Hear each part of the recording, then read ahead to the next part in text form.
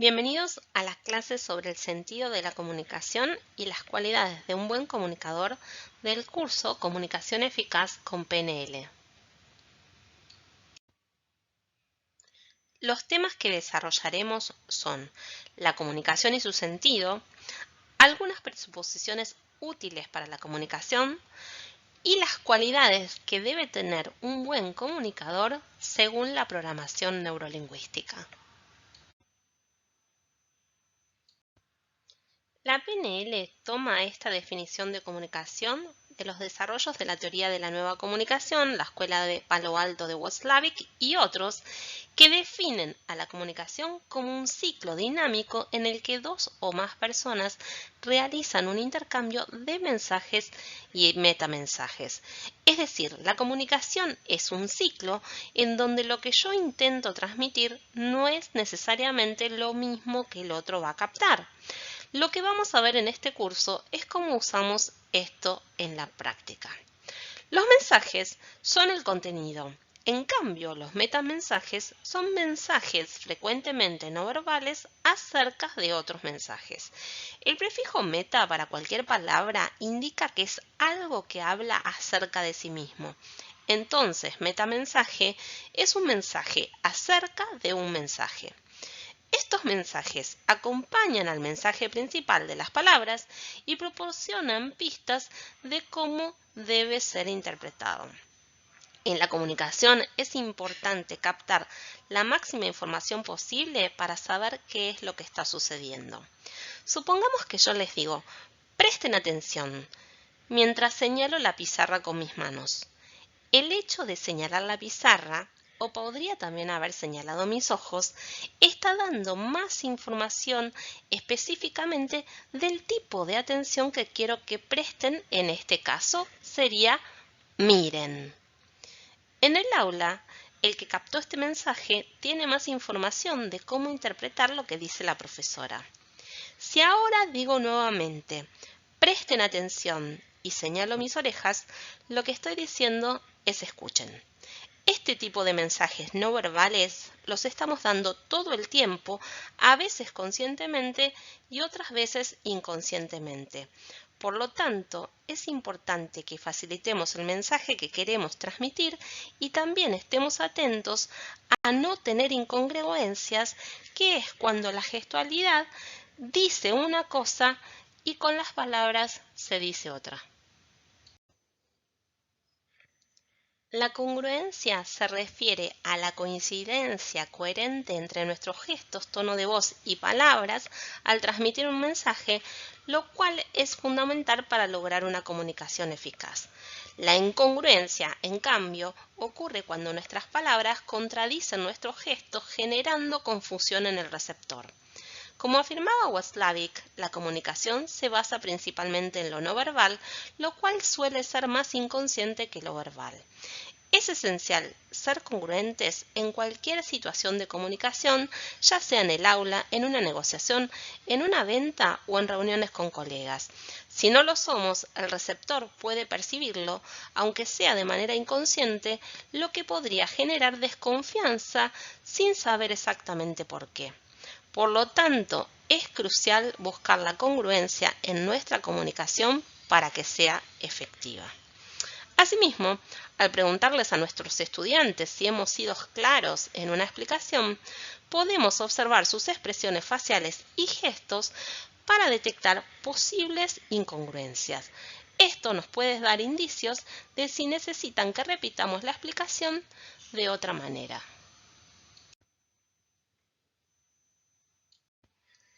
El sentido de la comunicación se basa en gran medida en el lenguaje corporal y la gestualidad, que representan un 55% de la comunicación, seguido del tono de la voz con un 38% y finalmente las palabras con un 7%.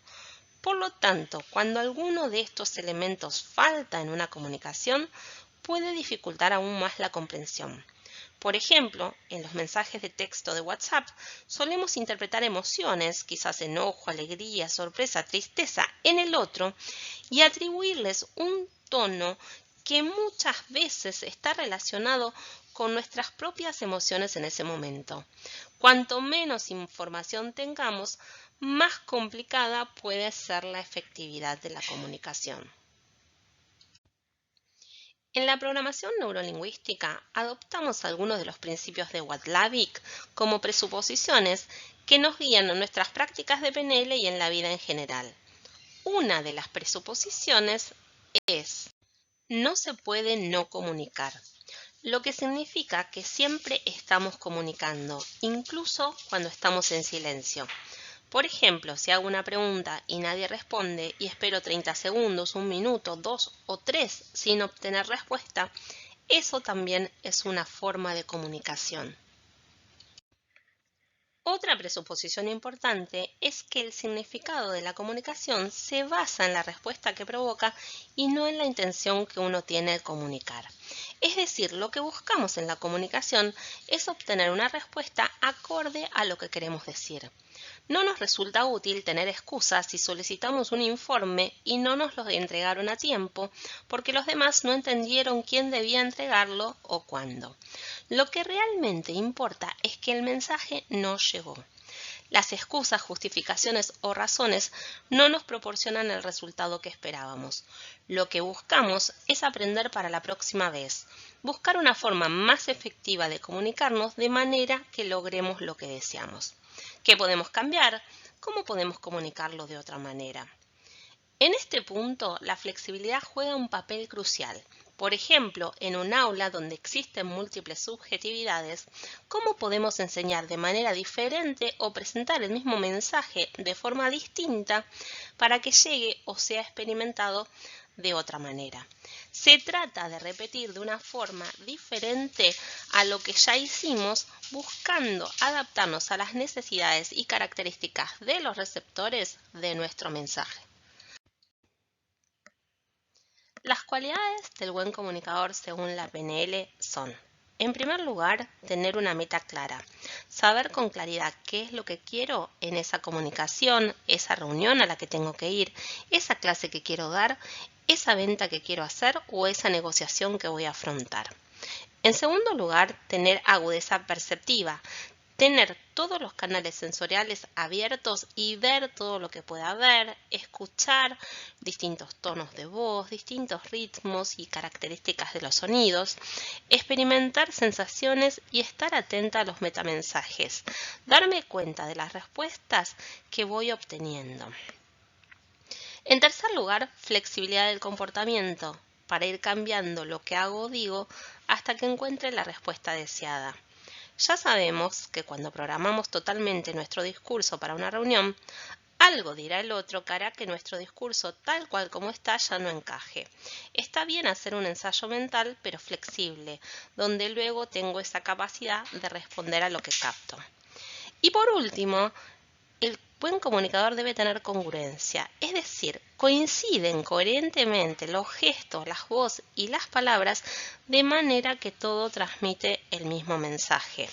Entonces, cualquiera sea el objetivo de comunicación, va a ser importante que yo tenga en cuenta estos 4 elementos presentes. Que me siente tal vez unos minutos previo a la comunicación pensando lo que quiero y que esté abierto con todos mis canales sensoriales, vista, oído, sensaciones, para captar la información e ir respondiendo en función de eso, ir diciendo algo o haciendo un gesto o lo que sea necesario para lograr el objetivo. Veamos un poco más en detalle en qué consisten cada una de estas cualidades. Una meta clara, ¿sí? Trabajamos en PNL siempre en la identificación del estado presente. Escuchamos un rato al otro contarnos su situación actual, su estado actual de las cosas y observamos su lenguaje corporal, su gestualidad, las palabras que dice y otras tantas distinciones que tenemos dentro del lenguaje y dentro de lo no verbal en cuanto a la estructura de la experiencia subjetiva. Luego lo invitamos a que empiece a definir cuál es su objetivo, qué es lo que quiere en lugar de eso que no. Lo vamos llevando a que pueda hacer una representación clara de lo que quiere, en principio en positivo. Entonces, si no quiere vivir en cierto lugar, ¿en dónde quiere vivir? Si no quiere su trabajo actual, ¿dónde quiere trabajar? ¿Qué características tienen esos lugares? En PNL, cuando hablamos de una meta clara o de un objetivo bien conformado, le agregamos algunos condimentos a los objetivos, además de incluir las características de los objetivos SMART de Peter Drucker. En primer lugar, todo objetivo tiene que estar en positivo, es decir, respecto a lo que sí quiero y no a lo que no, porque básicamente el cerebro no tiene una representación clara para el no. Veamos un poco de qué se trata. Supongamos que yo te digo, préstame atención, y te digo, no pienses en un canguro saltando. No te imagines un canguro saltando, no tengas en tu mente el canguro saltando, no quiero que pienses en el canguro saltando. ¿En qué estás pensando? Seguramente en el canguro saltando. Entonces, ¿por qué le decimos a nuestros hijos no toques los enchufes, no hagas esto o no hagas lo otro? El cerebro no tiene una representación clara del no. Si quisiéramos representar mentalmente esa imagen, ¿qué podemos hacer? ¿Acaso poner un canguro adentro de un signo de prohibido, canguro saltando? Por eso el objetivo tiene que estar en positivo, porque si digo no quiero más de esto, no soporto más esto, adivinen qué tengo, esto. Si ese es el estado actual de las cosas, el estado presente, que es lo que no quiero, entonces tengo que empezar a plantearme qué es lo que sí quiero. El objetivo también tiene que ser autocontrolado, que dependa de mí. A todos nos encantaría que los otros sean como a nosotros nos gusta, que tal sea más simpático, mi marido sea más ordenado, mis hijos sean más aplicados. Ellos van a ser como quieran. Autocontrolado quiere decir que pienso en la parte del objetivo que yo sí puedo controlar. Si me enoja cuando hace algo, no puedo hacer que el otro deje de hacerlo si no quiere. Lo que puedo es elegir qué respuesta voy a tener frente a eso que hace el otro. Y si voy a delegar, ¿cómo voy a elegir en quién voy a hacerlo? ¿Cómo voy a dar seguimiento a ello? Y un condimento clave de la PNL es que el objetivo sea sensorializado. Me imagino con todos los sentidos cómo sería lograrlo. Supongamos que mi objetivo es unas vacaciones en cierto lugar. ¿Cómo sería estar ahí? O quizás quiero vivir en tal lugar, quiero tal trabajo, lo que sea que quiero, me imagino también qué quiero lograr en una comunicación o en una clase. Imagino qué vería, qué escucharía, qué sentiría, qué aromas y sabores siento estando asociado a ese logro. Por ejemplo, si me imagino el objetivo de unas vacaciones en la playa, me imagino que veo el mar, quizás estoy sobre la arena, los sonidos o voces que escucho y las sensaciones que experimento, la temperatura, la suavidad de alguna textura, etc. Esta técnica actualmente es muy utilizada por los deportistas que trabajan en la sensorialización y no solo en la ejecución de las técnicas concretas. También tiene que ser específico. Tienen que estar bien claros, especificando qué, cómo, cuándo, dónde, con quién, de manera más clara posible. Otra característica clave de los objetivos es que sean ecológicos, lo que significa que el objetivo que tengo tiene que ser armonioso con el resto de mis objetivos. Supongamos que quiero ir a estudiar una maestría en el exterior que me llevaría 2 años. Pensar de antemano cómo va a cambiar mi vida cuando esté logrando eso. Y quizás tendré que plantearme qué pasa con mi trabajo actual, con mi pareja, si está dispuesta a acompañarme o no, si vamos a seguir la relación a distancia, si nos podremos encontrar en algún momento y qué pasa con mi familia. Pensar cómo ese objetivo va a encuadrar armoniosamente dentro del resto de mis objetivos. Porque si es necesario hacer algún cambio, mejor que lo tenga en cuenta ahora y no cuando después ya tengo los pasajes para irme y de pronto si me dicen no te voy a acompañar, entro en crisis sobre lo que elijo, ¿no? ¿La maestría o me quedo acá? Estoy haciendo una exageración, pero la ecología tiene que ver con qué obstáculos se podrían presentar y qué voy a hacer para subsanar eso. Y además debo identificar las evidencias, saber sensorialmente cómo me voy a dar cuenta que estoy consiguiendo el objetivo. Es decir, que voy a ver, escuchar, sentir cuando lo logre para poder hacer ese chequeo y reconocer, celebrar el logro. También darme cuenta cómo los demás van a percibirlo sensorialmente, qué evidencias van a tener ellos de que yo lo logré. También entre el estado presente y el estado deseado o el objetivo, esta meta clara que tengo, están los recursos que necesito. Puede ser que necesite recursos económicos, puede ser que necesite ayuda de otras personas, que necesite muchos recursos, pero los primeros que necesito son los que enfatizamos en la PNL y son los recursos internos. Tal vez para cambiar un trabajo necesito coraje, para terminar mi tesis necesito disciplina y para otras cosas necesito organización o confianza o seguridad. Trabajamos en cómo hacemos para tener más disponibles esos recursos internos, ya que presuponemos que todas las personas poseen los recursos que necesitan para lograr los cambios que ellas deseen. Y eso tiene que ver con que alguna vez me sentí segura, alguna vez me sentí confiada, alguna vez tuve coraje o disciplina. Entonces busco recuperar ese recurso, ese estado interno, para aplicarlo en donde lo necesito hoy. Otras de las cualidades del buen comunicador es la agudeza perceptiva, es decir, darme cuenta de las respuestas que voy obteniendo mediante la comunicación verbal y no verbal. ¿Qué pasa con los ojos de la persona, con sus emociones, con su gestualidad? ¿Tiene los hombros levantados o los tienes caídos? ¿Qué pasa con su respiración, con su tono de la voz, incluso con la disposición del lugar? Hay muchos elementos que me dan información más allá de la respuesta verbal del otro. Entonces, tener una agudeza perceptiva me permitirá captar desde lo visual, desde lo que escucho, en tonos, ritmos y desde las sensaciones, qué es lo que sucede. Flexibilidad del comportamiento. Puedo conseguirla, por ejemplo, viendo la situación desde múltiples perspectivas.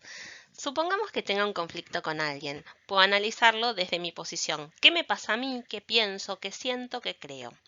También puedo analizarlo de una segunda perspectiva. Me pongo en su lugar y veo la situación desde sus ojos, desde sus creencias. ¿Cómo es su perspectiva? ¿En qué le afecta? ¿Cómo están sus emociones? La tercera posición consiste en analizarlo desde un observador, como un tercero externo mira la situación desde afuera y analiza lo que sucede entre esa interacción de la otra persona conmigo. A veces tendemos a utilizar más una de estas posiciones únicamente y es importante poder analizar una misma situación desde todas estas perspectivas e incluso la del sistema, es decir, el sistema que nos abarca a los involucrados. Supongamos que fuera un conflicto laboral, el sistema sería la organización. Incidirá entonces poder tomar estas múltiples perspectivas de la situación y después volver a la mía, a la primera, con más información que me permite el actuar con más eficacia. También buscaré flexibilidad en las estrategias que utilizo para ir cambiando lo que hago y digo en función de esa respuesta que voy obteniendo hasta lograr la meta deseada.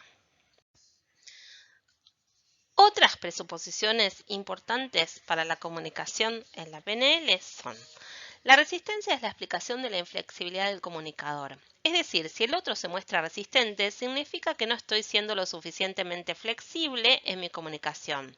Asumir la responsabilidad de la comunicación me da poder, aunque pueda haber factores relacionados con el otro, me permite influir en ellos.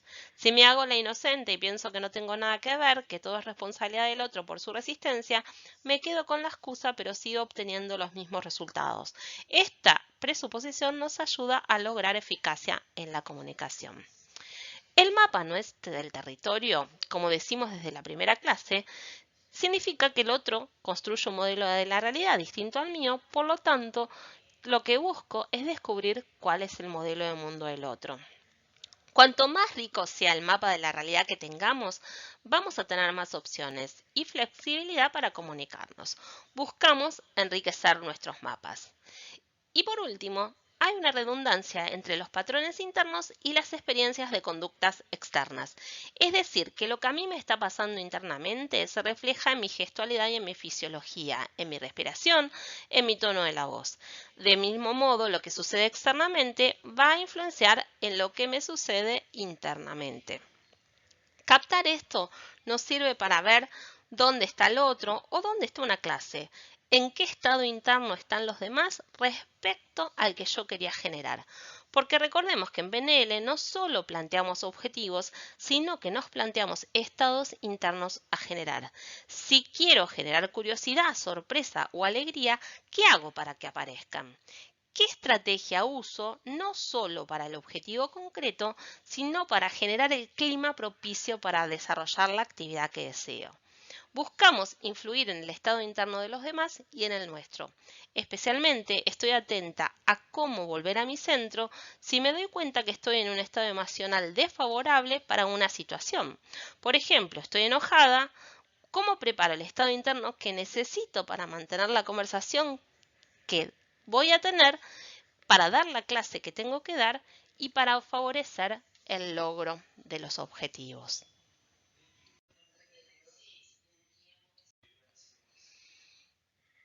En síntesis, la comunicación es un ciclo de intercambio entre dos o más personas en el cual es muy relevante la congruencia de nuestro lenguaje corporal, el tono de voz y las palabras. Un buen comunicador requiere saber con claridad lo que quiere lograr, tener agudeza perceptiva para darse cuenta de las respuestas que recibe y flexibilidad para comportarse acorde a las respuestas recibidas sin perder de vista su meta.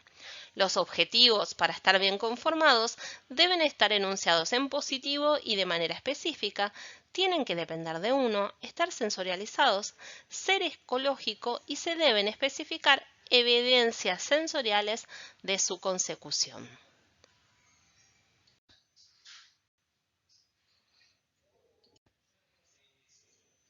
Muchas gracias por tu atención.